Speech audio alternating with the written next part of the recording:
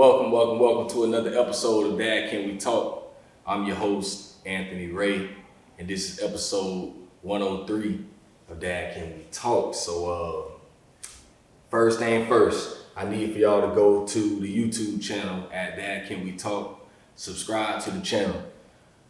I always say, if you want to really help, you really want to support the podcast, that's the greatest way to do it. You know, subscribers is the way that you show that there's something going on over there. You know, a lot of people always ask me, man, when you gonna monetize? I'm like, I can't monetize until I'm at 1,000 subscribers on YouTube. So, yeah, that's what I'm trying to get to. So it's very simple, easy. Go to YouTube, Dad Can We Talk, hit the red button, subscribe. Simple. It's an easy thing. So I appreciate everyone that's already done that.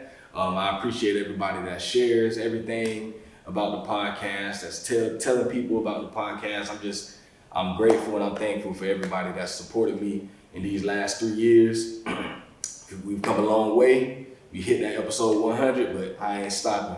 We got a lot more to get to. I got so many more dads that I want to sit down with and interview, man. We're going to continue to change the narrative and tell stories, especially the stories of Black fathers in our community, man, and all over. So that's what we're doing, and we're finna get right to it on today. So, man, today, I'm with my boy, man. I've been waiting to sit down with this dude for a long time, you know, and he hit me up one day and was like, bro, listen, I think I'm ready. I think it's that time for me to come on and, you know, tell my story. So, y'all already know. To me, this man here is a legend in Gainesville. This is like, when I think of, you know, every time somebody asks me who one of the rawest basketball players in Gainesville, his name got to come up. To me, you know, if his name ain't coming up, I feel like your list ain't legit. To me, you know, I put him up there with the Larises.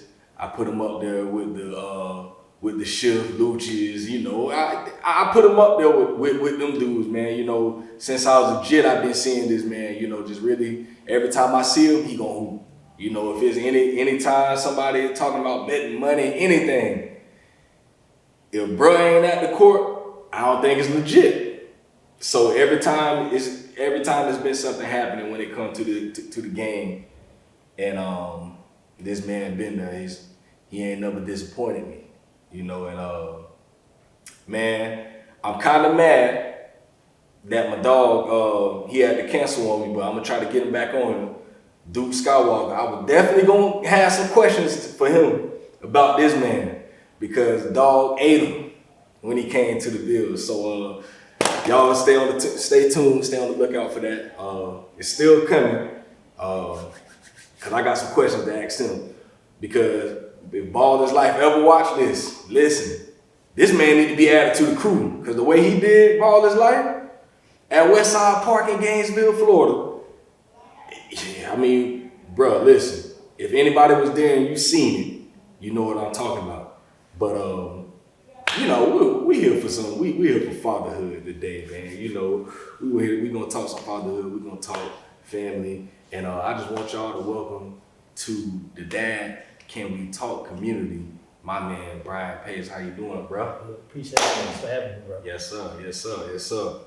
And if this video sounds a little different than my last 10, I left my wireless mics at home. So the audio might sound a little different on this one, but y'all already know we gonna get it in. So first thing first, man, my first question is always the same on the podcast. I want you to talk about what was your relationship like with your dad? The relationship I had with my dad growing up, it really wasn't one.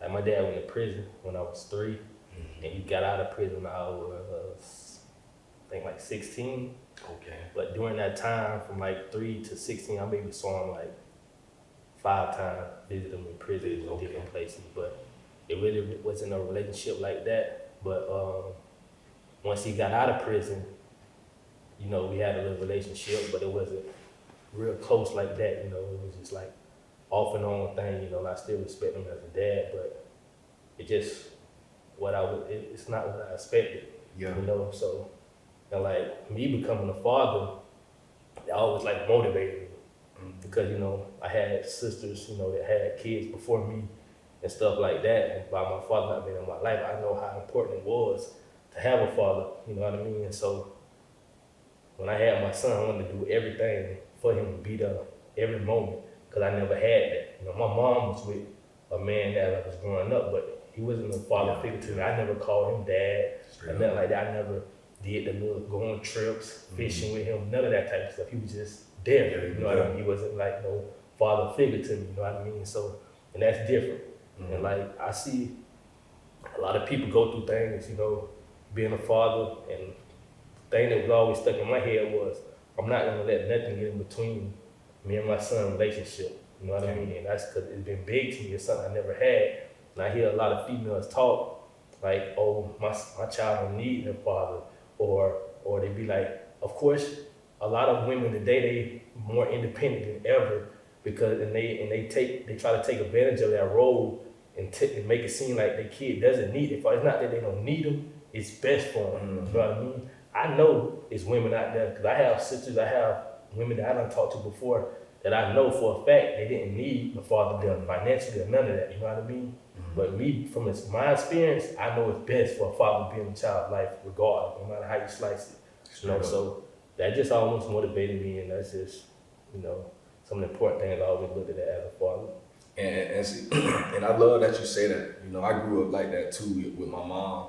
You know, my mom did the best a mom could do, taking care of 3 boys by herself, you know, and I mean, I had my stepdad there once we got like, once I got like to high school and stuff, but like you said, he really wasn't like a father figure. He was just there, he was working, he took care of us financially.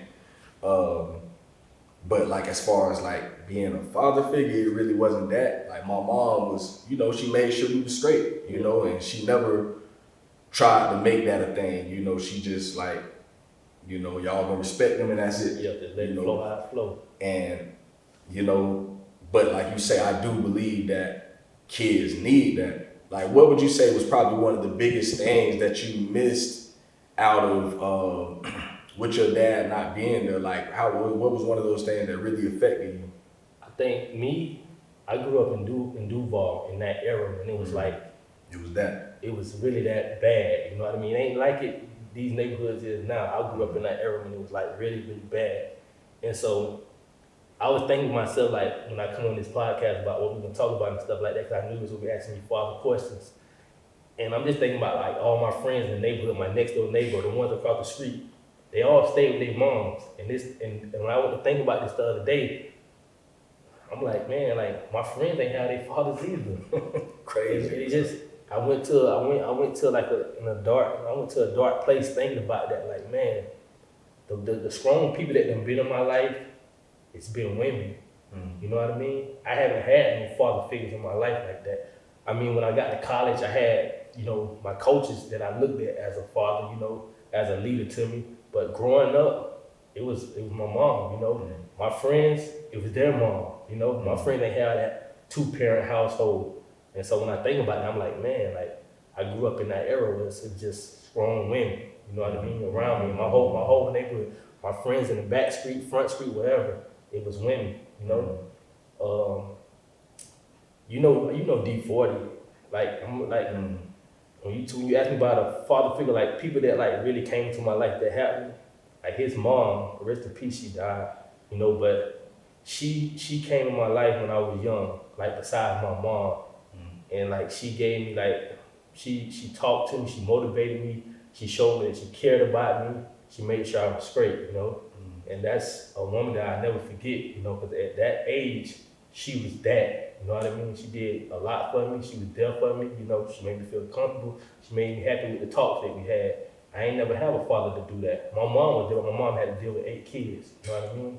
And that's tough. That's why, you know, I think to my mom today, like my mom, like she everything, bro, to deal with 8 kids, because there's people that struggle now to deal with 1 kid, you know what I mean? And I look at my mom sometimes and like, man, she really did that. You know, I was blessed to have a mom like that, you know what I mean? So I ain't really had that father figure like that growing up. It was mainly strong women. Like, it's something I don't like to talk about much. I ain't never really talk to nobody about it, but I respect you and what you got going on, so I'm just open up a little bit.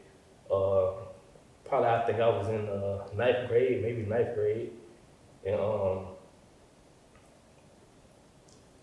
my me and a couple of my brothers and sisters got taken away from my mom. Yeah. This goes back to you asking about who was a father figure in your life, and like I had a sister, my oldest sister. We got taken away from our mom. My oldest sister had to take this role of having all us in her life at a young age. Yeah. And this my older sister. This is who I look up to as like a mom today too. Also, and she my older sister, and like for her to take over that role, I respect her so much today because that was so tough for us to be thrown at her like that. While we could have went somewhere else. But she took responsibility of that. She took that role and she did what she had to do, and she helped me a lot because my mom was great, but the thing that she did for me is something that I never forget also because I always lived my life like sports was everything. People that I felt cared about me was about sports. You know what I mean?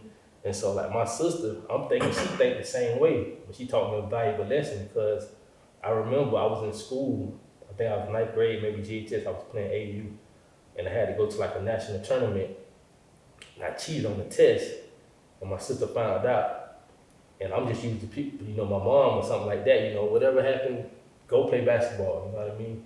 And like I got my coaches and my counselor, they telling her, we need Brian, to go to this tournament. My sister said no. School is more important, It's gonna be a lesson for him or a lesson to y'all. And this my sister, I'm thinking like, man, like my sister gonna let me go play, she ain't let me go play, so that really opened up my eyes and let me know like my sister care about me more than anything. Not sports, no nothing, she care about me and my life, you know what I mean? So that was like a really big thing in my life that stood out to me. I always remember that. Man, shout out to sis. Shout out to moms, shout out, man, bro. That type of stuff there, and I think that's the type of stuff that people don't see. Like you say, everybody, the basketball and stuff. But it's like you never know what people done went through. Since I started this, the more and more people I've talked with that I grew up with, been around, and I hear these stories and I'm like, bro, I never know that. And it just gives me so much more respect because it's like people don't, like, I think even with me, I think people like, they look at me and they, whatever it is that people think, but it's like, if you ain't never really sat down and talked with me and you don't know me, Yeah. like you don't know half of the stuff that people, I done went through. You don't know half the stuff you done went through. All they see is what you see on the outside. Yeah. And it's like, you don't know what that man has been through. You don't know what he's had to overcome, growing up without a dad and, all the problems that go on inside of a household, especially like us growing up in the 90s, bro. And at times I think about this, something that I really, I thought about sometime last year. I was, just thinking about my pops, I'm like, damn, bro, my pops really grew up in the 80s. Like he was in high school, middle school, in the crack era, bro. Like yeah, tough era, yeah. A very tough era. And it gave me so much more of an understanding of my pops. Like, all my life, all I hear is people saying this about me. My pops, well, he was a user. Yeah. And he was on that, bro. And I'm like, growing up, I ain't understand that. But now being who I am today, I'm like, bro, I fully understand what my pops went through. Like, okay, yeah, he had his issues, like, and I can't blame him, like, because he ain't never get any help. Yeah. And so it's like you dealing with this stuff for, man, my pop probably just started getting this stuff together a few years ago. So, bro, 20 years, I'm 34. Man, that was over 25 years, bro, that the man was dealing with this. And ain't nobody never helped. Everybody just always point fingers. Yeah. He do this and he did that. And I'm like, boy, and I talked to my pops about that. And I'm like, damn, bro, like, I think I really understand now, bro. Like, you needed help. And ain't nobody ever cared enough to just say, I want to help you. I help you, like, you're right, cause like, sometimes, man, people go through things and everybody will be like, oh, it's for that person to help, it's for that person to help. And they looking at each other, but it's really for you to help. You know, because if you looking at everybody else, nobody ain't gonna never do it. You know, and sometimes in life, everybody just need a little hand, man, just to help them, just to lift them up, give them some motivation, take them to a different place. You know what I mean? Just a little bit. You know, and like, just like me when I was growing up in Duval, I was bad. All my friends was bad. So that's in that circle. That's all I knew. Yeah. You know, and probably if I would have never moved out of Duval, I probably been dead and in prison, like most of my friends. And the best thing ever happened to me was me moving out of Duval. You know, because I would have still been with those people, with some of those guys still my close friends today. But me just being in that same environment with those same people, it would have been a continuous thing. You know what I mean? And so by me moving into a different place, it kind of helped me. You know, it was a relief. You know, me seeing something different, being around different people. And like, I mean, I was terrible, man. I remember 6th grade at Howard Bishop. I was being so bad, I think I got kicked out first semester at Howard Bishop. 6th grade, I got kicked out, and like all my friends the same. You know, these the people I'm with in Duval, and like that 6th grade year, I ended up moving out of Duval. That 6th grade year, while I was being terrible, I ended up getting kicked out and going to New Pathway. And like, I always been playing basketball everywhere around Gainesville, around the circuit, whatever.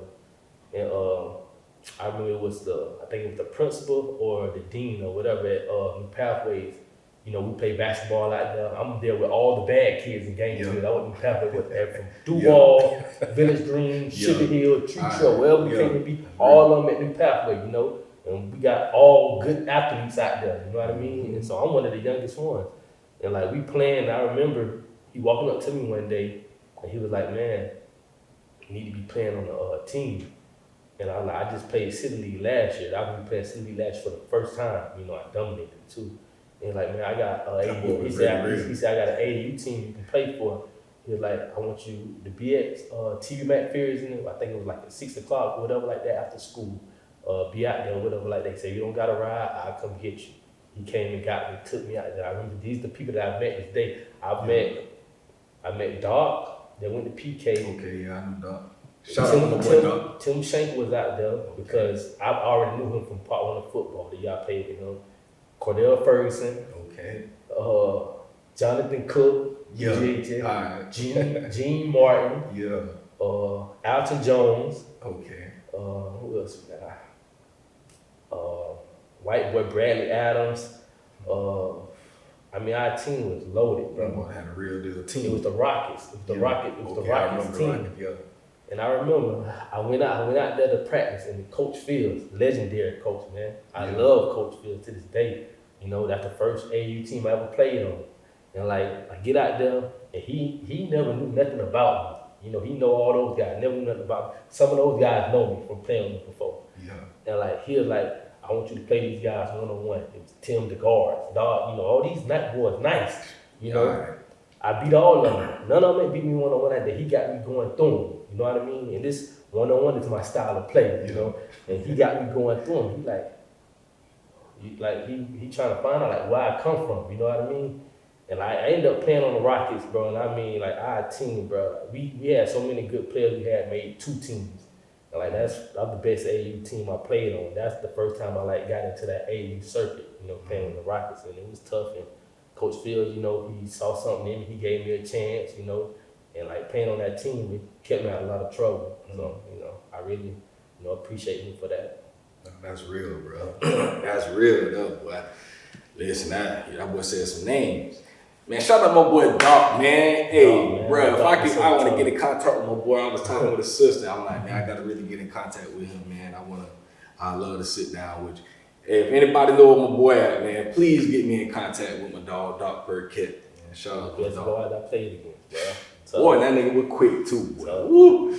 Yes, sir. Man, one more point about, you know, growing up in our hoods, man, you know, I think, like, I always have so much more respect for us because I know and I seen the type of stuff that we went through. And I was always one that kind of kept out of the trouble, you know, I was like, man, boy, these need to be tripping. You know, my homeboys doing this and doing that. I'm like, man, y'all boys wildin', bro. You know, I'm trying to, you know, I'm thinking about hooping. Yeah. I'm like, bro, I don't want to get in trouble, bro.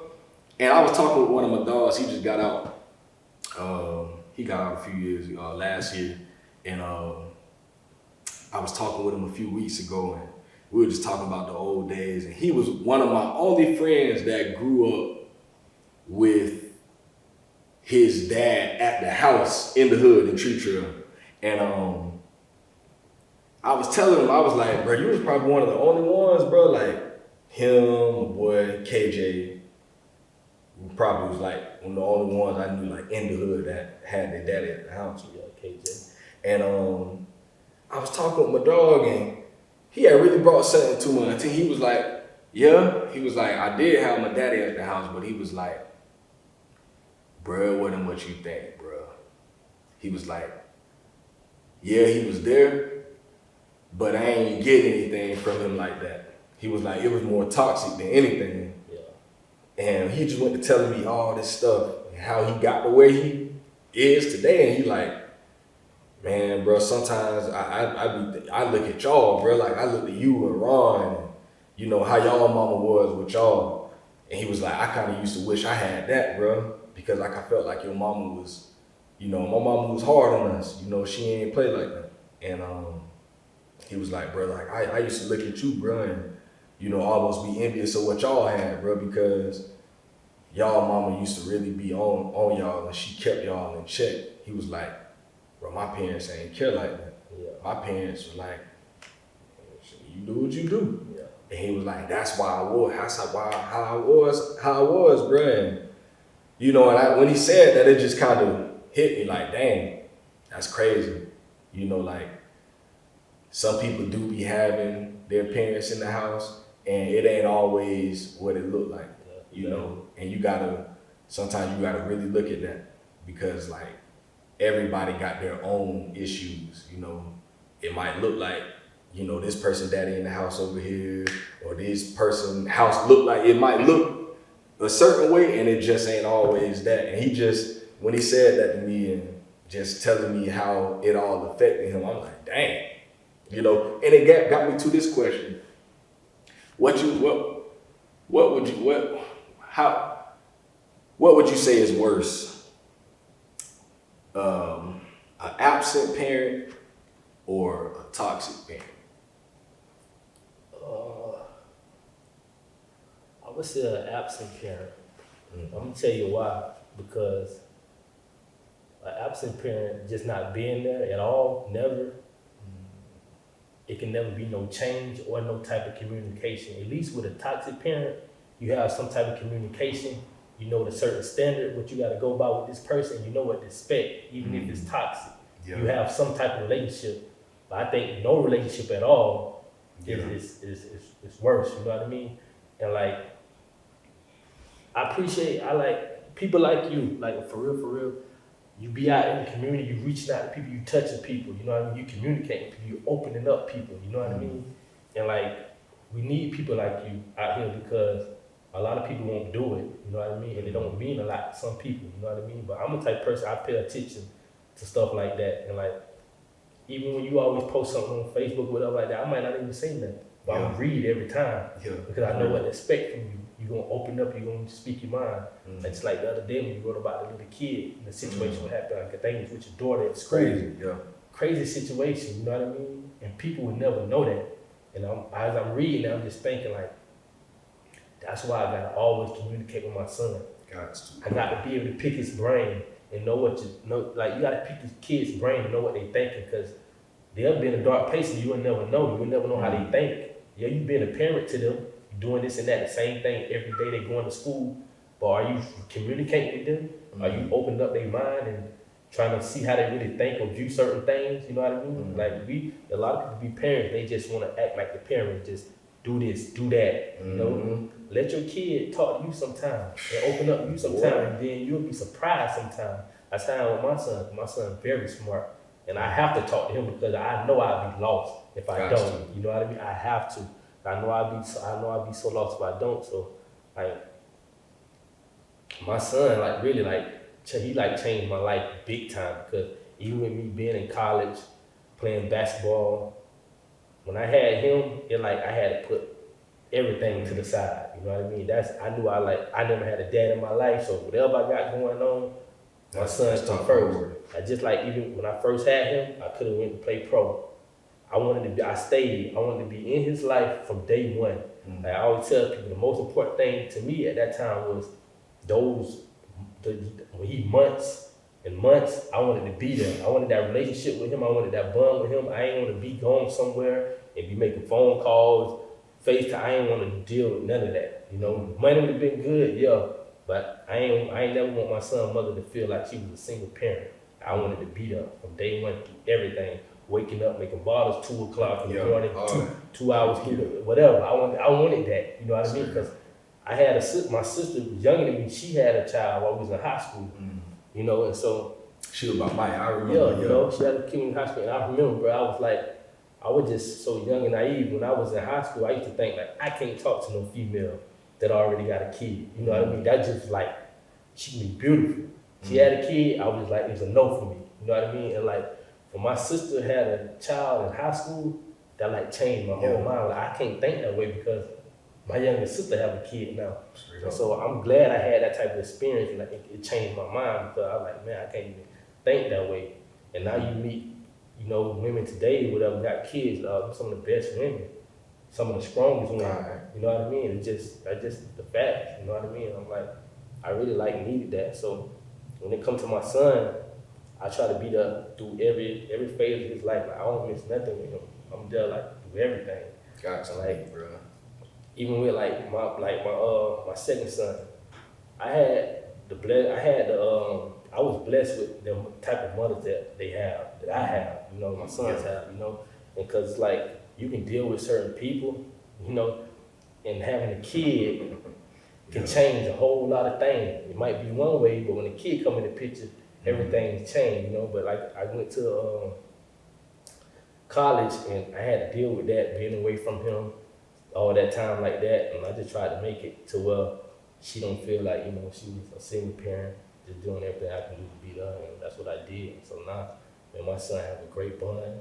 The mothers, you know, great bond. We have, you know, differences when we see different things, opinions like that though. But other than that, everything good.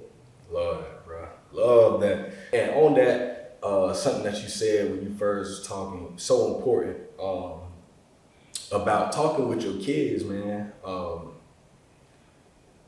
One thing I was always afraid of was my kids becoming a little older, teenage years and all that, and then they be those kids that won't talk to you. Man, since my baby's been little, bro, you know, I'm a talker anyways. You know, that's just me. And I like to ask people questions and all. Even with my wife be like, you be wanting to talk. I want to know how you feel. Like, I want to know really where you at. Like, tell me, you know, and I get my feelings hurt a lot like that. But I be wanting to know stuff, you know, like I be wanting to know, like, if you got to hurt the feelings, just hurt the feelings. Like, just tell me the truth. Just let me know. And, you know, I be talking with especially my oldest daughter, you know, she 9. You know, I talk with her, bro, and I always tell her, don't be afraid to tell me.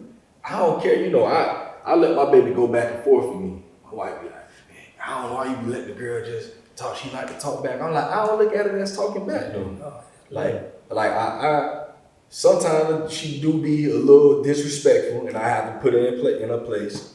But like I tell her, I don't care about you having dialogue with me. Yeah. When I ask you something, or you feel like I done said something to hurt your feelings, or I've done something, tell me that. Tell me exactly how you feel. Yeah. Now, don't be surprised when I tell you something back, Yeah. or I say something back, because I'm gonna go there with you. Tell me how you feel. Talk to me, and we do that, bro. We go at it like some dogs sometimes, you know. But I feel like for me, I'm learning where she at. And sometimes she say stuff, I'm like, you know what? She right, bro. I am tripping. You know, she'll tell me stuff like, well, Daddy, you always say, you know, sometimes I get mad, I will say some stuff to hurt her feelings. Yeah. You know, and she'll tell me that.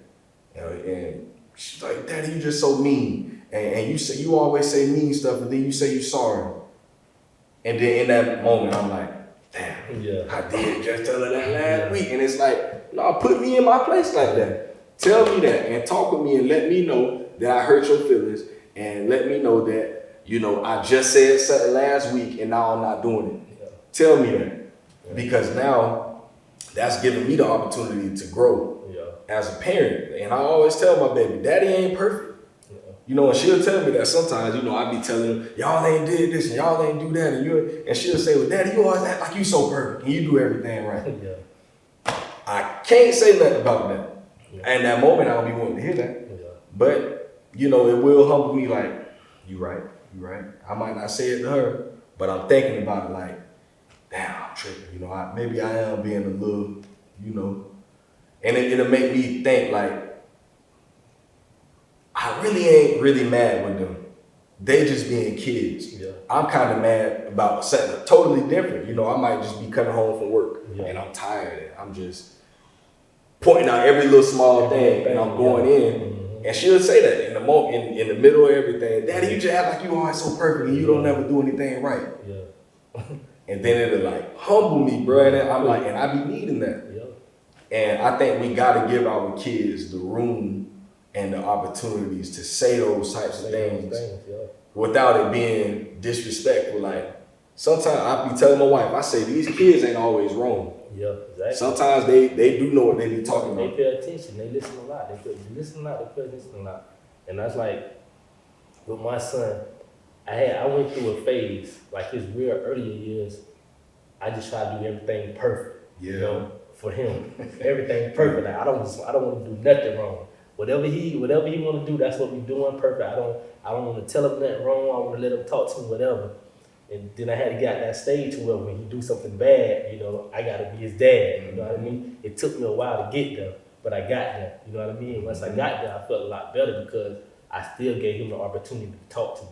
You know, about how he feel. If he feel what I'm doing wrong, he quick to tell me, oh, Dad, you wrong. You don't do this, but I have to do this. You know, I have to explain to him. We communicate. So just to let him know I'm just not being that hard on you. You know, open up to me, talk to me, let me know how you feel.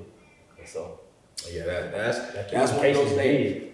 Parents, if you're listening, I'm telling you, because even like that Facebook post I made the other day, man, that girl probably ain't never told her parents that. They probably don't know she be at school crying to herself. And good thing, and I always tell my babies, you know, like they see me everywhere we go, I know somebody. And I'm talking with people, and they say, Daddy, you always talking with people. And I'm like, that's how you're supposed to be. You're supposed to meet them. They'll be like, well, you always seeing your friends. I'm like, that wasn't even my friend. I just met that person. We in the grocery store, and I see somebody, and they might say something, I like your shoes, whatever. And I start a whole conversation. And I'm like, that's what you call being friendly. You meet people, you know, you talk with people, and you treat people with respect. And if you see things like we out in the community, they know, they see me going into the community and all that. They see all of these interactions that I have with people. And I tell them, this is how you treat people. Yeah. You know, you supposed, if you see somebody down and you know they crying or they got something going on, it's all right to ask people a question. If they all right, are you okay? You know, if we can. I'm here to, if you need somebody to talk to. Yeah. And so, you know, I know my two youngest babies, they don't understand that yet. But my oldest daughter, she sees that and she understands it. And so she had enough, you know, wherewithal to say within herself, and this girl be always crying at school. I think I should go over there and ask her if she's all right. And, you know, she probably didn't know what to do with all that. You know, the girl told her, and, you know, she came home and she told me. And me and her had a conversation about that. And, but I was glad that she has something in her to say, you know what, let me at least go check on the person. Yeah. She might not know what to do with it, but at least you know enough to say, let me go say something. It's important. So, when you don't hit on so many of my questions already without me even having to ask them, so that's a great thing, man. But what was your first reaction, man, when you found out you was about to become a dad? Like, what was that first thing that ran through your mind when you heard them words, you about to be a daddy, or I'm pregnant, or What was that To like? me, I was in school at the time, but I was like, I would have wanted a better time than me being in school at the time because it even motivated me more to do what I had going on. I was able to practice harder. I was able to lock in. Yeah. When I stepped on the court, I had, something to play for. I'm like, when I got that news, it was like, this what I want. This what I'm ready for. You know what I mean? Yeah. And like, a lot of people be caught off surprise. I wasn't really caught off surprise like that. It was kind of like something that I was expecting and something that I was ready for. Cause like even like when my younger sister, like I said, when she had her child, I was right in the moment with her. You know what I mean? I was there. And my nephew, I'm keeping him, so I was already experienced. I was daddy ready, to be honest. You know what I mean? Like female done had a kid for me is a blessing because I mean, everything they can do, I can do. Not just as like a mother, but just as taking care of a child. I can do everything. I was already ready. It wasn't like, not, to talk bad about another dad or whatever like that. Just some people just not ready, even mothers, some people just not ready for that moment. And it's very hard, you know what I mean? Having a newborn, dealing with sleep time and all that stuff. It's tough. It's tough, man. Those are some of the tough times. That goes back to when I told you I didn't go overseas right then because I knew how those moments were. You know what I mean? Like, to a dad out there, man, if those are the most important time you don't want to miss in a child's life, man. The mother goes through so much at that time. It's so hard at that time. And I knew that. I wasn't going to miss that for nothing. Nothing. I wasn't going to miss that for nothing. That's real. Yeah. But like the first 5 years, they say the first 5 years of a child's life is the most important. And it's like, and I couldn't agree more, bro. Like, you think about all the stuff, like you talking about that newborn stage, when the baby's little like that and you get that, they call it skin to skin, I think that's what they call it, the skin to skin contact, bro. I used to love that. Like, my son, my daughters, I want to lay at night, after I feed them and lay them on my chest, and get that contact like that, bro. That's how you build those bonds. A lot of times you see kids love their mom so much because the mom has put in that time to really nourish that child. But you see I think a lot of times when you see kids loving them daddies like that, they done been there. I be knowing like, oh yeah, boy, he was there. You already know. He was there. You already know. And it's like that type of stuff, like that, and then those further that 1-year-old, that 2-year-old stage where you really helping them to understand, this is a no-no. You don't do this, even reading to them at them ages. I'm reading to my baby when she was 5, 6 months old, just reading. She don't understand nothing, but I'm reading. I ain't do it with my last two. I did it a lot with my first child, and I see the fruit of that. Man, that girl was reading at 3 years old. And right now she like, that's all she do is read. And so it's like all of that stuff is so important in those younger years.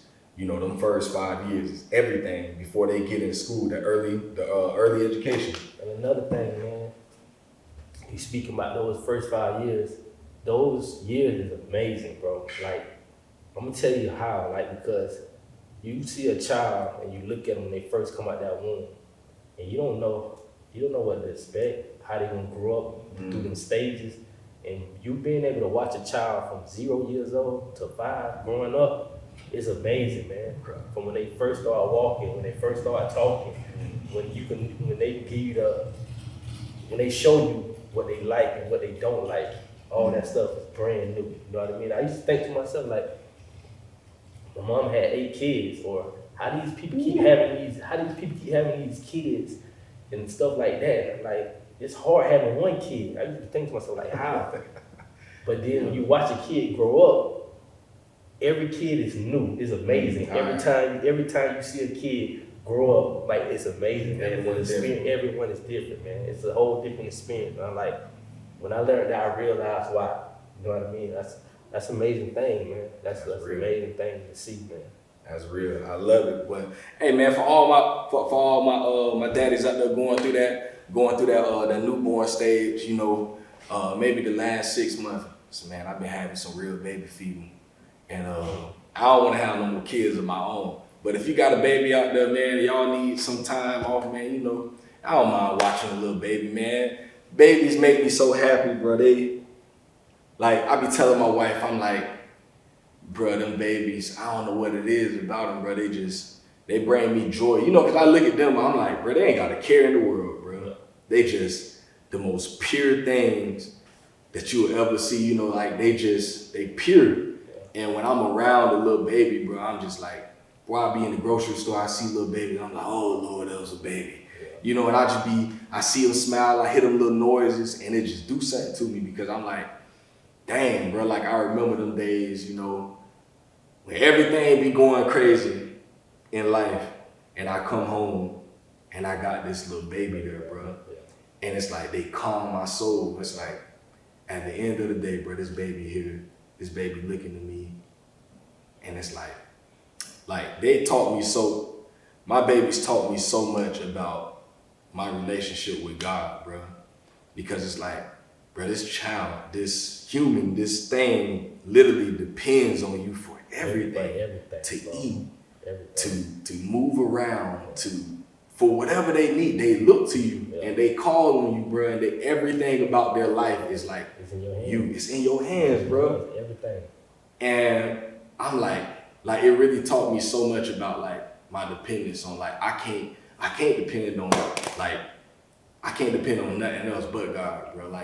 It teach me patience, you know, teach me, you know, still today, you know, about being patient and being understanding. And I'm just like, man, bro, babies are like the best thing in the world. Like I just love little babies. Like that first year, bro, it ain't nothing like it in the world to me. And so I ask you this question: what has fatherhood taught you up until how long? How old is your oldest? 8, about to be 9. So in these 8 years you've been in the game, what's been the thing that like one of the most important things you learned about yourself through fatherhood? It's a tough question. Dang.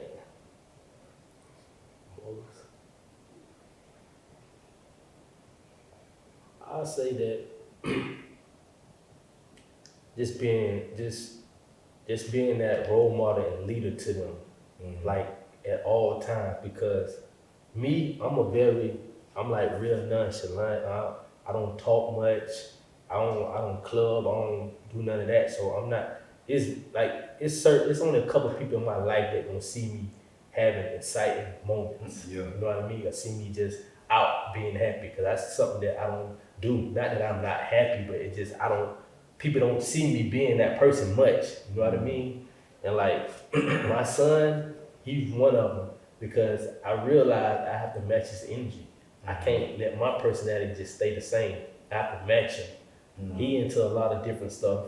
He into TikTok and all this stuff. And I know from him being happy, I have to match this stuff. I have to change my personality for him, you know? Yeah. And that was a big thing with me, because I'm real chill, real nonchalant. So I'm like, man, I be like that with everybody, with mostly everybody, dog.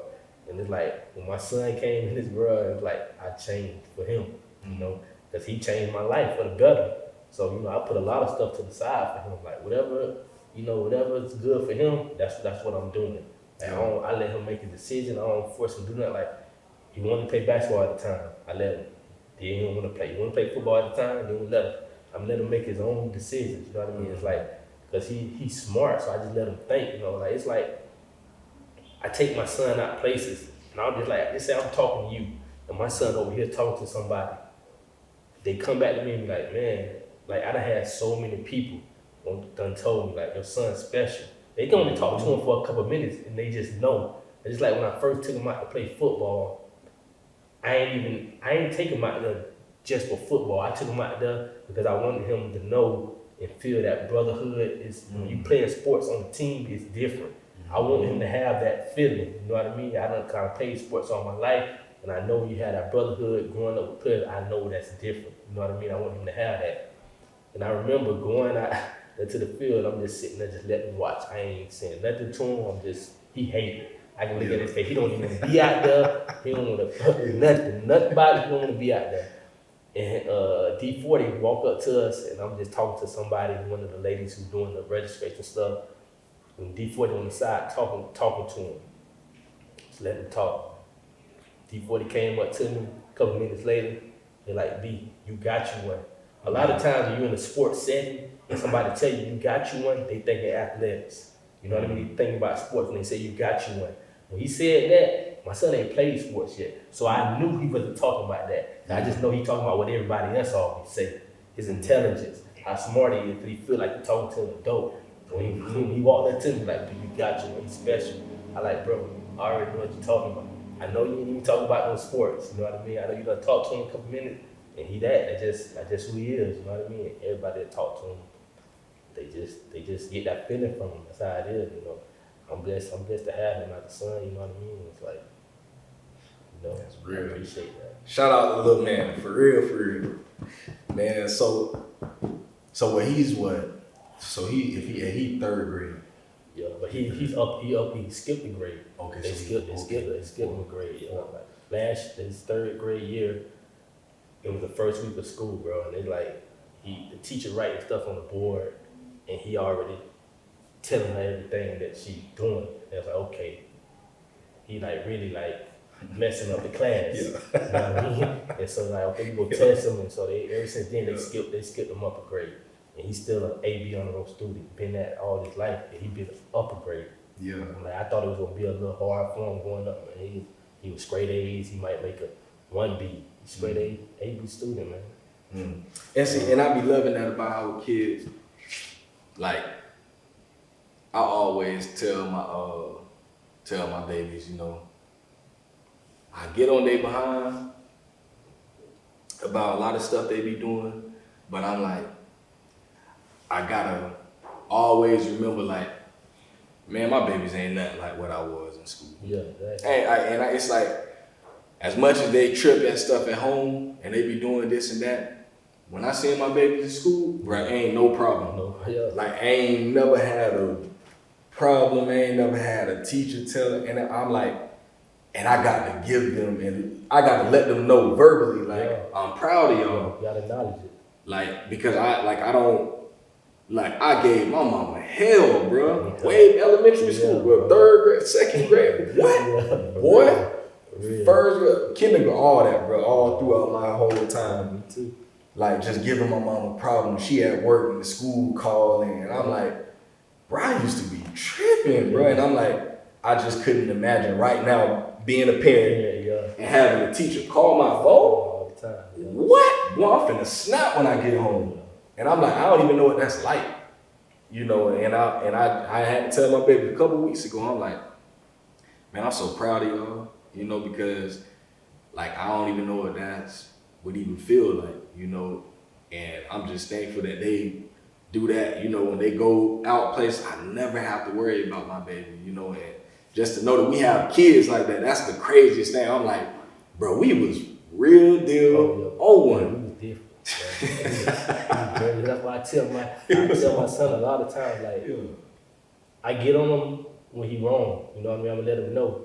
But everything he do that's good, I tell him, like, you was a far better student than I ever was. Man, everything he do great, making AB on the road, the awards he get, I acknowledge him. Like, you gotta let kids know, like, what's great, you know? It motivate them to, like, you let a kid know, this is great, this the standard, they gonna held up to that. Mm-hmm. You know what I mean? They gonna want more of that. So you just have to keep letting them know, this great is the standard. Like, I let my son know, this is great.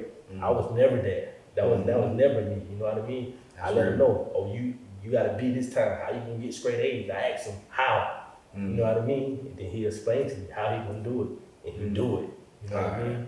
So, man, boy, I love these babies. You hear me? I love them. I love them. One thing I always tell myself also, like, I say we gotta do that because I think at times as parents, some parents will, every time your kids do something wrong, you want them. You telling them that they wrong. You telling them all this stuff. But it's like when they do something right, we quiet about it. Yeah, you kind of like nonchalant about it, like, good job, whatever. No, you gotta praise them the same way. Go in on them. Just same like way. Same when they wrong, we go in. Yeah. But we ain't holding that back. But when they do right, it's like, that's good. You know, we give them a little hand clap, and that's it. But like, no, like really, you know, go in, you know, put on for them too. You know, because I thought about the other week. I'm like, man, at times with my babies, when I come home from work or something, and they have stuff all over the house, bro, I go in, bro, I snap. And I be trying not to. That's one of my biggest problems. I snap on my kids a little too much. Yeah. You know, and I'm really trying to really deal with that. And but I be thinking like, it be times, you know, they be wanting something from me. And this one I be knowing. But still, it still stands that they do what they're supposed to do. I come home or something, and they'll have the whole house spotless, bro. It's smart. And then I be like, what y'all want, bro? You know, but I don't never just say, you know what? Dang, baby, you know, like, appreciate y'all, you know, and they, you know, I will if they be wanting to play with the phones. And I don't really play the whole electronic thing like that with them, you know, phones and tablets and computers and TV. I don't be on that like that. I try to keep that stuff to a minimum. But they be wanting to do that at times, and they'll keep the house clean, real clean. I get home, Daddy, can we play with electronics? The house clean, and I let them play with it. But I don't praise them enough in those moments right there. But I snap if I come home and the house look crazy. I'm gonna snap, bro, like almost every time. And I'm like, man, you know, I'm really trying to get better with really praising them, putting on, you know, the same way I be when I'm mad with them about something. I really want to put on for them and let them know verbally and praise them for doing the good things at the house. You know, and at times I be feeling like I shouldn't do, like, you know, because my daughter done told me that before too. She'll say, but Daddy, you know, the reason why I don't ever like to clean up a lot of times, because when we do that, you don't say anything. You don't say anything. You're not even happy about it. I be like, no, I am happy. They'll be sitting there waiting for a response to see how you gonna act. They smart. They know. They actually see. And she'll tell me straight up, and then I'll be like, you know, I'll be mad when she says stuff like that. And I'll be like, you supposed to do that. Yeah. And rightfully so, you are supposed to do that, but I should be also praising you for that, because you doing what I expect out of you, and I should be doing that. And I get mad at you when you don't do what's expected. So it's like I really be dealing with myself on that. Like, dang, my baby right, bro. Like, I'm tripping. You gotta play it both ways. That's real. That's real. So, man, what would you say in your 8 years, man, being a father? What would you say is like one of the things that you want to get better at as a parent? Like one of those areas where you can use some improvement. That's a good thing, man. That's all. I mean, we can never engage, you know, too much. You know, that's always will be something that we could, you know, I don't think it'll ever hurt to just engage. I found myself like with my son, he's different, bro. He's really different. It's like a lot of kids, like my son, he's really big with electronics, which you try to hold that back a little bit, and I try to hold it back on him, but he's so engaged to it and he's so smart with it, he uses it for good things. Mm-hmm. And it's like, even for Christmas, for birthday, like I don't have to spend a lot of money on my son. Let me tell you what type of stuff he like. He like books. Yeah. He like phones. He like printers and stuff to set up stuff for, like, he's a teacher and stuff like that, bro. Like, I promise you, it's weird. He put me in tough situations because I'm like, bro, it's Christmas. It's your birthday, you know? I get like, cause he already like have the PS5 and all that stuff that he don't really care about, but I just got it anyway. But he won't, like, I gotta match his energy. I gotta be able to gauge to what he wanna do to let him know I'm a fan of you. You know what I mean? Whatever you doing, I'm a fan of.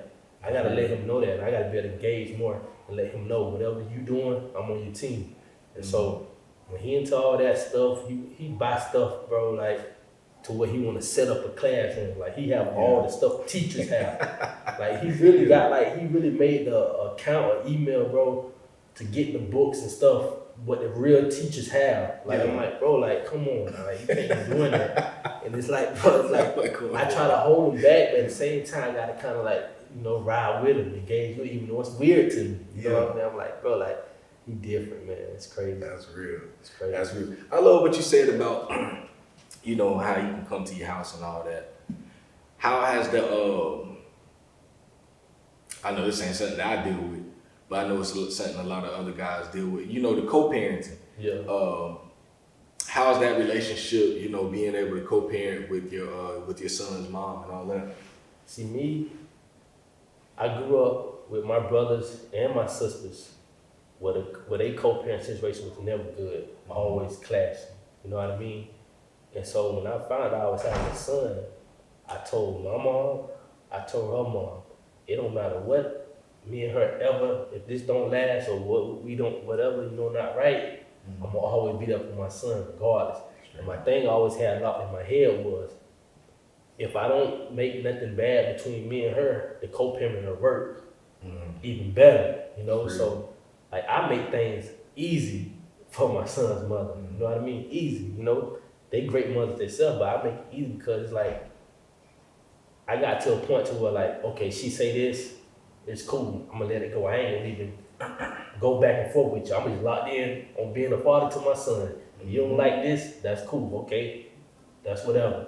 I went into that engaging back and forth. You like something, I don't like something. I got to the point where you can have it all however you want it. Yeah. Just let me be a father to my son however I want to be. You know what I mean? So, but I got out of that, you know what I mean? Because I had to realize I had to open up and to let a person know like how you feel too. You know what I mean? Because if not, they'll try to make every decision. So I ain't really had no bad situation with co-parenting like that. Like we have certain opinions, but it be little stuff. Yeah, little stuff that you expect. That's of course, normal. that's normal. You don't think the same. There ain't never been nothing crazy. So that's why me and my son, his mother, everything, good. Co-parenting, be good. I love that. You gotta have that mind and that respect. You gotta be locked in like that and let your brain know at the end of the day this is about the child. It's not about you two. You gotta be able to throw whatever y'all had out the window, it's not there no more. You gotta be able to move on from that, because a lot of people don't be able to move on from that. I even told myself, like my son's mother, I told her, when we broke up, I told her, we break up today. You want to end this relationship? You want to end this relationship today? That's it. I'm not going to be with the back and forth or whatever you think gonna happen, because the co-parent not gonna be good. That way, I done seen it so many times through my brothers and sisters. So I told her, if we do this today, that's it. You know what I mean? And ever since then, that day, I never flirted with my son, but I never messed with her like that. I never said nothing in a way to get her brain working how it's supposed to. Because if you do that, you mess up everything. That's confusion. It causes a lot of confusion. And I pat myself on the back, because today I know I did great by doing that. That's real. Well, that's real respect, though, boy. That, like I said, that's something that I ain't never had to deal with, and I be thinking, it's funny we brought it up last night. Me and my wife just said we were talking, and we had brought something up about that, and I was like, man, listen, boy, we don't make it now. I said, listen, well, I don't know about another nigga talking with you. I don't know about that, boy. I said he wasn't in the gym shooting with you. I was. And we laughed about it, but I'm like, boy, listen, boy. And I think that, like, I was talking to one of my other young boys, man, and he was telling me some situation just like that, and he was just, I was telling him, I'm like, bro, you get so much respect for that, bro, because I know that's, a lot of men deal with that, and that's a hard thing. And so for you to be able to do that and have everything kosher, man, nothing but respect for that, boy, for real. I want to ask you about this. This is something that I'll be noticing a lot. So, like, say I'm at basketball games a lot. I like to go to high school basketball games. It'd be something that be really bothering me. At times, I see players on the court or whatever, and their parents be in the stands, almost coaching from the stands, bro. And I feel like that's something that really bothers a child. Like, I was at a game, I think like last month, I was watching Santa Fe play some team from Atlanta. And one of the kids on the Atlanta team I was sitting next to his dad, and he was just screaming all this stuff out at his son. And his son just looked so confused on the court because he got the coach over here yelling something, his daddy over here yelling something, he got the game going on, it's a close game, and I'm like, I can only imagine like what's going through this kid's mind. And at one point they called the timeout, he had just made a mistake. The coach called the timeout. And he looked back at his dad and he do this, and I'm like, damn, he probably really is bothered, like, dang, like, Pop, let me play, bro. And, you know, his daddy over here going off. And I'm just like, you know, I ain't saying too much. I'm just kind of looking. And I be always telling myself, bro, if my kids ever play sports, bro, like, I just don't want to be that parent. Like, I'm going to let the coach do his thing, because I don't want to be one of those parents just, like, I ain't here, bro. Yeah. Do you. If I'm going to talk to you, I'm going to talk to you after the game. Like, I don't want to be any type of, I don't want to be a distraction. Distraction or disturbance of the game. And that's like, you brought that up. Like, I see a lot of sports here. Like you say, you go to the game, even with Little League sports, you know what I mean? The parents, they gonna always do that. It's never failed. You never really gonna go to a game when it's not happening nowadays, you know what I mean? And like, to me, I hate it because a coach, you gotta let your child be coached. Mm. You can coach your child at home, away from, like, even like with me, like, even when my son play, I'll be on the sideline, but I never say nothing while the game going on. Mm-hmm. I maybe pull my son to the side and say something so he can see on the field, but that's it. You will never ever hear me. Mm-hmm. You know what I mean? And that's like, parents don't want to yell stuff out, like, and then you going back, you just killing the game. Mm-hmm. You let the kids see this stuff going back and forth. That's not good. And like you said, the kids look confused, but they don't know to listen to their parent or listen to the coach. You know what I mean? Like, you gotta, as a parent, you gotta let your child, you sign your child up to be coached. You know what I mean? If you want to coach, go coach. Go coach. You know what I mean? You might not like the coach. He might not be a good coach. But at the end of the day, you sign your kid up to coach, to play for this team. Mm-hmm. So allow the kid to be coached. You can easily walk down there, you can say little stuff or whatever like that to your son face to face. You don't have to say nothing for everybody else to hear. I hate that, bro. Like, you can easily talk to your son at home. You can watch, you can record, you can watch film, all that there. You can show your kids film. You got to talk during the game. Like, let the coaches coach. There'll already be enough coaches out there anyway. All right, like, for real. They don't need you doing that type of stuff. I hate that in sports now, man. I hate man. And it was, and I thought like that for a long time. And one day I was watching an interview with Shaq. I forgot where he was at, on what platform, but somebody had asked Shaq about that, and he was like, "Bro, I don't talk to my kids during no game." Yeah. He said, I keep my mouth shut. Yeah. He was like, if I got something to say to my son, I'm gonna tell him after the game. He was like, during the game, I do not, like, you will never catch me talking to my son during one of his games. He was like, I don't do that. And it was just confirmation for me, because I had always thought that, you know, I used to be going to games, and like I said, I always pay attention to stuff like that. And I'm like, bro, this kid looks so confused. I be hating. Look at the kids, they face, man, because I just know the feeling. I know how they feeling inside and what they thinking, because it's a tough situation to be in for a kid. Mm-hmm. You got your coach telling you to do this. You got your father or your mom yelling this and that. It's just tough, man. I don't even know why parents put their kids in those situations. Let your kid go out there and let the coaches coach. That should be the end of it, man. That's it. That's real. Man, and I say that, if any parents out there, you got kids playing sports, please don't do that, man. You know, like, and I don't know if anybody else ever noticed that type of stuff, but like I said, I just think you putting the coach in a bad position, you putting your child in a bad position. Just let them do what they do, you know, and if you don't like it, like bro said, you go be the coach. You know, you go do what you do, but outside of that, you know, like, if you ain't no coach or nothing like that, just let them do what they do. You know, it's plenty of opportunities before and after the game to talk with your child. But for that time while they're out there on the field or the court or whatever, let them do what they do. Because I believe, like, and I know it, like the kid that I watched a couple weeks ago, like, I feel like he was like the best player on the other team. He was tall. And every time he made a mistake, his daddy just, man, come on, bro, what you doing, man? You got to be back. You got to rebound. Be strong, man. Hold that ball. Pat, dude. I'm like, dang, bro, you killing the man game. And it's like every time he make a mistake, he looking over there at you.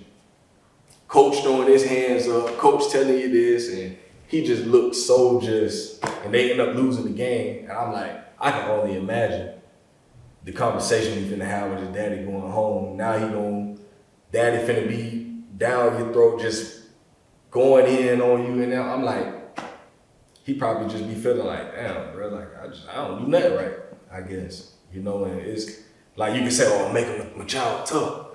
But like, I just don't see that. When they get older, it won't affect them much. Or I don't know if you ever played in a game in like a hostile environment, but like even on a high school level or college level, whatever, it get to the point you be locked in the game. Yeah. You don't even hear. You don't even hear. That's just like when y'all was at the Ball of Life game. Like a lot of people tell me, every day I was saying this, I can hear people saying this.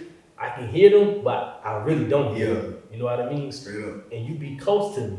Yeah. You just be so locked in on what you're doing. You hear people talking, you hear people saying that, but during the game, it's like, if you locked in, you ain't gonna really hear it like that. But that's once you're older. Yeah. You know? But now, at that age, what we talk about, it affect them a lot right now. That's real. Boy, that one video I had of you, boy, I put the thing on IG. I think that thing went up. It went up about 35, 40,000. Everybody looking at that thing. I'm like, yeah, I gotta put on for my dog. The people need to see this here. Yeah, that's real. They need to see this here, man. But going forward,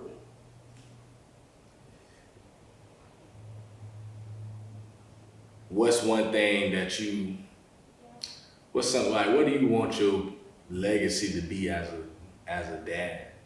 Like when you pass, everything is done. Like what do you want your legacy to be with your kids?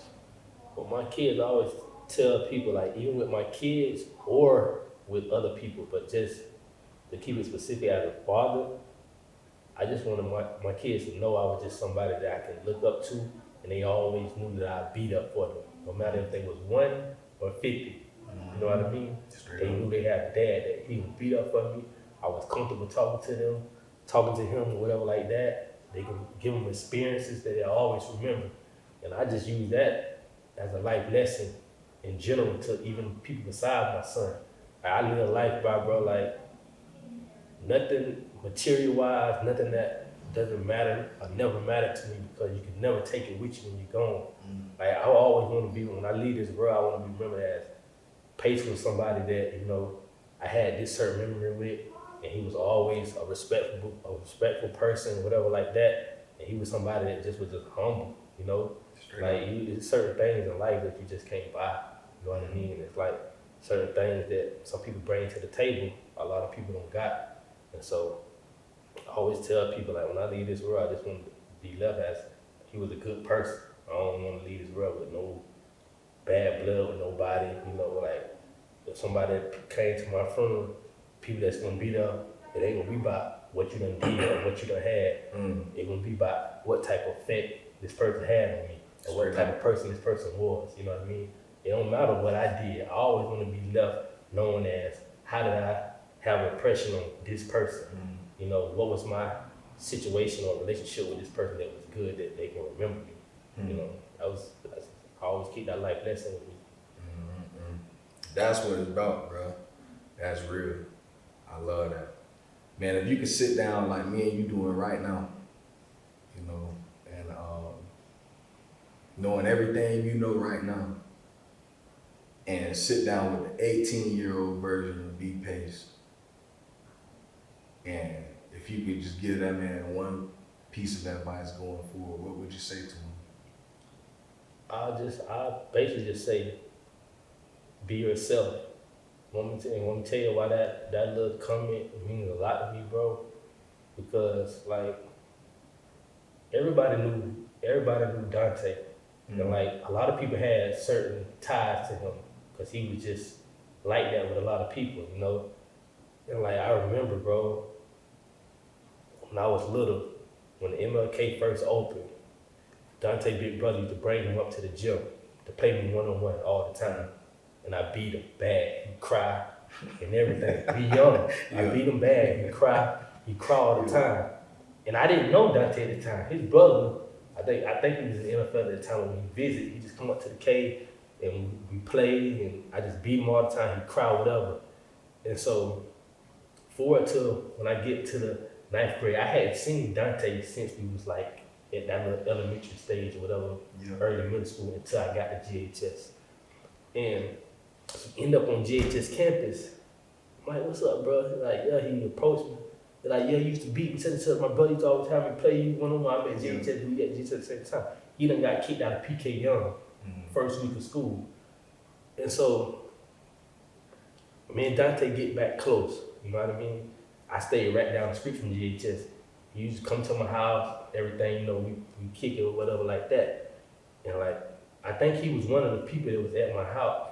Bro, when that situation happened, when me and my sister were taken away from my mom, a couple of players that I played ball with AAU, and I think that Dante used to come to my house all the time too, was there when that happened, bro.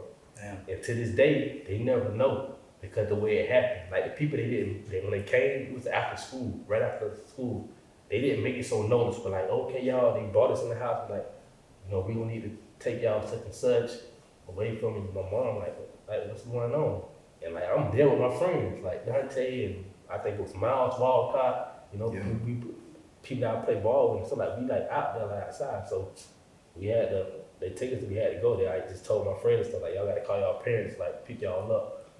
And like, when I say just be yourself, he was one of those people that like really gave me that mindset that like, no matter what you got going on in life or what people think about you, like he was one of those people that he was gonna be himself regardless. He didn't fake nothing. He didn't care about the little star status he had or with basketball or nothing like that. I always respected him as a person because it don't matter what he had going on, bro. Like he was gonna be himself regardless, bro. And I like just watching him grow like that. And he used to always tell me, like, bro, me and him got into like a big fight at the K one time. Playing one-on-one. This when we in high school. We older now. You know, he at that stage and he Dante, you know, he at that stage now. And like we at the K and we playing one-on-one and he talking like he the best in the nation. I'm like, bro, you ain't shit. You know what I mean? I'm beating him, we playing one-on-one with the top. And I think he was like nationally ranked. I'm telling him, I forgot what class, I think it was like D-Rose, somebody in his class. I'm telling him better than him. And he hot. You know what I mean? I know I got him. You know, I got him. He mad. And so it get to a point to where we started talking fighting words. Like we done dropped the basketball and all. And so I didn't think, like I know he cool and I know he was the hot head, I already know this. But I didn't think he just gonna fall off and hit me like this. So I'm like, bro, you soft, I'm calling him soft, whatever. And I like toss the ball over there, like I'm just standing there, guard, my hands down, guard down, everything down. Because I know the type of person he is at this point, but I kind of like think like he ain't gonna hit me pace like that. Bro, he fired off on me, but he hit me. It sounded so loud. It was like an open-handed fist, like he hit me on the side of the face. It sounded so loud, you would have thought my shit was split. Yeah. But it was the softest hit ever. And I think it's like me, him. I think it's Zay Ross. Yeah. I think it was Trey Armstrong. I think he's all in the gym that night, bro. And like he hit me, I scoop him. I sit in his chest, I hear him bleeding out the nose, out the mouth, and I'm just sitting on his chest talking to him. And like, I think it was Lenny Jackson, whoever was, ran out the gym, like, y'all get up or we gonna get kicked out, call the police, whatever like that. They called the police, they kicked us out the gym or whatever. It was night too, wasn't even a lot of people in there, just like us, like Zay Ross, like Trey Armstrong, wasn't even that many people there. Yeah. And so, bro, this was crazy. This is why I love this dude, bro. And like, we just had this fight that night. Yeah. I get to school the next morning. We both go to GHS. Remember I told you, he was coming to my house and stuff at this time. Yeah. I get to school the next day. Me being me and where I grew up at, you know I still got it in my head, like what we just did. Like it's like I still kind of got that anger in me, like I know what just happened, you know what I mean? Bro, he walk up to me, like, what's up, B-Pain, sis? Like nothing never happened. And for him to, like, bro, that's just him. And like, well, he helped me through life a lot, bro, just by Like if you can take that situation that happened that night and then you come back the next day and you just act like nothing happened, you just being Dante all over again, bro. I can only respect that. I couldn't even be mad at this dude, bro. And a lot of people listen to this, they have those type of stories. Cause that's who he were, you know what I mean? It was like that always, bro. Like that just when he left, bro. That's just one thing I kept with me, bro. He was always himself, and so that's why I've been living life like that. I just be myself, bro. Like, I don't fake for nobody or nothing. People tell you when they deal with me, like people that's close to me. I don't really let people into my life like that. You know what I mean? I don't let people know too much about me or how I move or nothing like that. But people that deal with me, the people that deal with me, they know. When they mess with me, patient, they messing with a real. Always. They know that. Real. Man, I love that, bro. I ain't got nothing but respect for you, bro. You know, and I ain't never really know you like that. You know, like I say, I just always see you around. You know, I see you at the court or whatever. I see you, and it was just always just, oh, shoot, that's B-Bass right there. You know, and me, you know, I ain't never balled like that. You know, I balled in the hood or whatever, but outside of that, it's like, I just always been a spectator and I always respected real hoopers. You know, like honestly, well, I used to want to be a recruiter. Yeah. Cause I used to always feel like, well, I know some talent when I see it. Yeah. I know a hooper when I see one. You know, that's why I like to go to these high school games. And you know, I never forget going to see Trey when he was in 11th grade. Went out to the villages to go see him. Cause I did a basketball tournament. I put on a basketball community tournament behind VG one day. Yeah. And I went through the hood, him, little KJ, a lot of them boys came out there, whatever. It was like a little 3-on-3 tournament. And at that time, them boys was probably 6th grade. Yeah. Lil Nas was out there, his dad came, and I met his dad and all that day. I was like, dang, legit raw. I like that shit. Him and KJ, them niggas were going at it. And I remember when he got older, you know, I on IG one day and I saw him and I seen him jump over somebody. I'm just watching the video and I'm like, they ain't say Trey Man. I'm like, I got a Trey Man in my phone because I had his daddy number saved on the Trey Man. Yeah. And I was like, can't be the jit. Ain't no way. Ain't not that nigga. Yeah. But he looked familiar. I'm like, so I went back to the picture because we had all took a picture that day after the tournament or whatever. I was like, damn, that look like legit. Yeah. So I go to his daddy page on Facebook. I'm like, bro, that's legit. So I called my little brother. I'm like, bro, this one jit. I was like, you ever heard of Trey Man? He was like, I think I heard his name. I sent him some of his stuff. I'm like, bro, this jit came to a tournament. I did some years ago. What up? Just like that. I said, I'm finna go check him out. I drove way to Ocala one day. Yeah. Real deal. Go see you. Bro, listen, he the 11th grade. Yeah.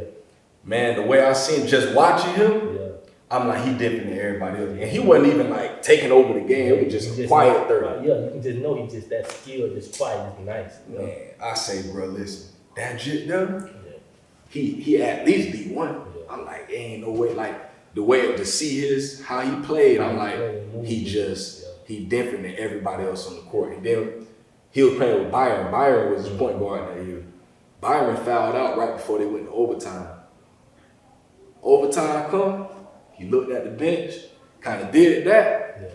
Dude sitting next to me, he said, "Boy, you seen that shit? Boy, that nigga finna go." Yeah. Man, listen, boy, the way he took over that overtime was like, oh yeah, he really him, bro. Like, he really him. Like I ain't seen a jit like this around him before. Like I ain't never seen that. And just watching him that time, I'm like, dang, he raw. But it's like, I say all that to say like, you know, I remember every time I would see you, I'm like, man, that can't be paid. But that nigga real. Boy, it's just seeing you and it's like our interactions it's just always, he just be chilling. You know what's crazy? Like you would be like, always seeing you. It was Ike, what's the boy? Ike Williams, I think his name Ike Williams. They paid for GHS. Yeah, Ike. He paid him the church with me and Willie. He had asked me one time. He's like, bro, he said Dante was like that. I'm like, yeah, he was like that. He was like, what, like how he used to work out. What he used to work on his game. I'm like, bro, Dante ain't work on his game. I didn't, like, out of most of all of my friends, probably Willie was mostly in the gym working on his game because his dad. I was like, bro, in my era, we got better from playing with each other. Right. Our workouts was just hooping. Right. That's it. We didn't go to the gym and do no workouts, none of that stuff. Like me, Tim, like even like Ron, them, like, bro, I'm going to Fifth Ave. I'm going to Village Green Tree Trail. I'm going to Sugar Hill. We like whoever was good, we made it happen. All right. Like I don't know how much these jits get in the gym and do that, or how much they play, but bro, Playing like that. we really hoop all the time, bro. Like we ain't have that social media stuff like that then. You know what I mean? Alright. Back that young age, but Yeah, and one but mixtape. for real, we going to find you good over there. They coming. They know I'm in Duval. They coming, bro. Like Yeah. like I got good in basketball from the people that I played with, bro. Mm-hmm. People that I played with, they the one make me good. I didn't have to go to way somewhere else. Like I played with good talent in my era. I always Straight tell people like, I think my era, bro, of basketball is probably the best era that I've been through games. But like I respect like Orange Green them and all them, but my era We played was like, through we was Ron, like 2002. played through the Ron Yeah. era, Cornelius era, all them eras. Like you can go from high school to high school, even though I didn't play at that time, but I was in the mix. Like you can go to PK with Willie them. You can go to East Side with Dante and Shift them. You can put in the Rock. You can go to Bureaus with Blake and Chris Washington. You know what I mean? You can go to Santa Fe out there with the Josh Twins and all them, bro. Yeah. Like for school, I don't think no era never had it like that. No. And then you can put in the mix all the players that even didn't play. I can say countless names that you know that didn't even play. Like our era was just crazy, bro. Like nobody who like our era, you can't go from top to bottom. Nobody ain't touching our era, bro. Game's good. I want y'all to know that. All right. Do your homework. My era coming up through that 4 year span. You can put it however you want to put it. Our era You was was the probably best. right above me. I was 07. Our era, I would have graduated 06. So you, I graduated 06. bro. Listen, so that from the time my brother graduated, Ron was 04. That maybe 03 to 09, bro. It's bro. crazy, It was bro. it was the best I've like seen. bro. It ain't like that nowadays. Talk I feel about like it's kind of right now from what I seen this year. I like what the schools got right now. I like what Hawthorne got. I like what Santa Fe got. I like what the Rock got. I done seen them a couple times. I kind of like a couple of them boys over there. I like a few of them boys at Bureaus. But it ain't nothing like. It's not even in the ballpark. Bro. Yeah, it ain't. If you think about if you can say just say Hawthorne, Cornelius Ingram Jr. Man. Is he Cornelius Ingram right at this point? No. You can say your boy from Santa Fe, Trill. Is he a Ron Larson? Anybody know? Then you throw Dante, you throw Tim Shanker in the mix. Then you throw it's just too many. And then you still got in that same year you talking about you got Greg Gant, you got Junior, like TJ Hall. TJ, bro, it's just Yeah. in that era of basketball, bro, that's the best one ever came through, bro. Like it's just crazy. Love It's that. just crazy, bro. And man, see, it's so much that we could get into players, you know, even like I used to love K Higg, bro. Oh man. K Higg, bro. Like, see that he in that same era. Same era, bro. Love K Like Higg, you bro. put a K Higg in this era, he averaged 30. He gonna score 30 What? 'Cause he was on a a bad night. Man, come on. Think about his size and skill right now in today's high school. Oh, He gonna be the tallest on the court and the most skilled on the court, and he a dog. It's no competition, He bro. giving me 30 every Like night. every night, it's not even close, bro. And that's what I think we missing. Like now, I will say this about Trail at Santa Fe. Trail the dog. He got it. I played with him at the Rock. He a dog, He man. got it. That's why he do what he do. Cause He he a one of dog. them. He just ain't got the He size. Yeah, he just ain't got the size. But even He without like the that. size, he a dog. He feel like with the last game we was at, I was sitting with my little brother. This is his first time seeing bro play. And you know, Trail, you know, he really passed first. Oh yeah, He he don't force. He take tough shot, but he don't really force nothing. He let things come to him. Let it come to I was him. talking to him the other day. And I'm like, man, listen, bro. Right now, he just passed his first half. I'm like, bro, he let the game come to him. I'm like, if he turn up, he gonna turn up. So LeBron kept saying, man, I kind of want him to be a little selfish, bro. I want to see him go off. I said, just wait on it. Man, bro, that second half came. Yeah. He probably had 11 first half. He finished the game with 43. Yeah. Bro, second half, he just. Yeah. I'm like, bro, he a dog, bro. He a dog. It ain't too many cats in the area that I don't watch. So, It ain't too many that really he a got it. D1 player, easy. Easy, bro. D1 player. I don't know Easy. the talent. He a D1 player, easy, bro. Too easy. Easy. D1. But man, bro, listen, y'all, we'll go on this hill all day. You know, if we keep on this hill, we'll have a whole nother hour because it's too much to talk about. But y'all stay tuned because I got something for that. I already got the thought of it. I gotta lay things out. I gotta lay some foundations. But man, y'all listen, a North Central Florida sports podcast. Man, people sleep on our area. They sleep on it, and it's so much, you know. I mean, you can go way back, even when my daddy done played in the 80s, you know, when they won state for Hawthorne. He talked to me all the time, boy, them boys ain't doing what we doing. We was scoring 100 with no 3-pointer. You know, and every time we talk, I say, yeah, you right. I be seeing the newspaper articles and all that. And it's like, it's so much that we can get into. It's like, bro, we'll go all day. It's so many people I want to interview, sit down with, so many stories I want to hear, you know, and I love that type of stuff, you know. Like I say, I wasn't no real hooper, but I love the game. Like I love to watch it. I love to see the real hoopers, and I know what it look like. I know what it's supposed to look like when I see it. But yeah, we gonna get on that. But man, listen, bro, this here was good, bro. Like I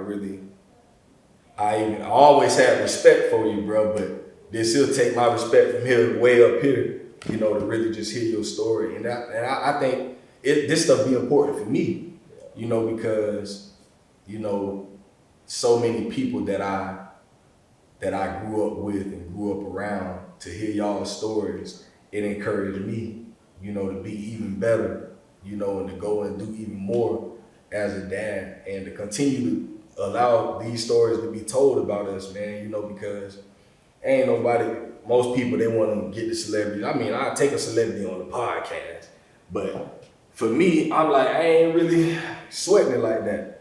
I want the stories of people that nobody ain't thinking about us. Yeah. You know, nobody ain't thinking about a B-Pace to be on the podcast. And I feel like you got so much to offer to the world from just your story, you know, can help so many people. But people look at us and we ain't nothing. You know, just a person right here in Gainesville, Florida, coming from the communities that we come from. Ain't nobody trying to hear our stories, but I believe we have so much to offer, you know, so much rich, you know, just stuff that we could share with people. And I'm like, I want them stories to be told. And if ain't nobody else gonna do it, I do it, you know. And man, I appreciate you coming on and, you know, really opening up and telling your story, because I know this story is gonna help somebody else out there. You know, somebody gonna hear it and be inspired to be even better than what they already doing, you know. And bro, I can't thank you enough, bro. I really appreciate you. Thank you for having me, bro. It was nice, bro. For real, man. So, hey, man, y'all know what we do on Dad Can We Talk. We tell these stories. You know, we gonna change the outlook on Black fatherhood, on how people look at us and view us. You know, and we gonna keep it pushing. You know, Black History Month. You know, this history right here. You know, whether people want to look at it like that or acknowledge that what we doing. You know, this real Black history right here. Black fathers, you know, taking care of our children, you know, that's what we do, regardless of what the media might put out there about us. You know, we ain't the best, we ain't the perfect, none of that, but we standing up in the paint every day, and we gonna continue to tell these stories. I ain't got too much more to say today, but y'all stay tuned, man. Next week we got my boy Ray Perosi. He gonna be my first two-time guest, so I can't wait to sit down with him. That'll be episode 104. He was actually episode 4, so 100 episodes in, he coming back after 100 episodes, and he got a real story to tell. You know, it's a lot that happened since 3 years ago when we sat down and talked. But y'all look forward to that. Y'all can find this streaming on YouTube, Spotify, Apple Podcasts, or you can go to the website at www.dadcanwetalk.com. You'll find all the audio episodes there. You'll find all the YouTube channel there. If you want to donate to the podcast, you can donate on the website. You can just, if you want to contact me, it's a contact form on there. So dadcanwetalk.com, you'll find everything about the podcast. And yeah, man, y'all continue to support. I appreciate all my supporters out there. Y'all continue to support.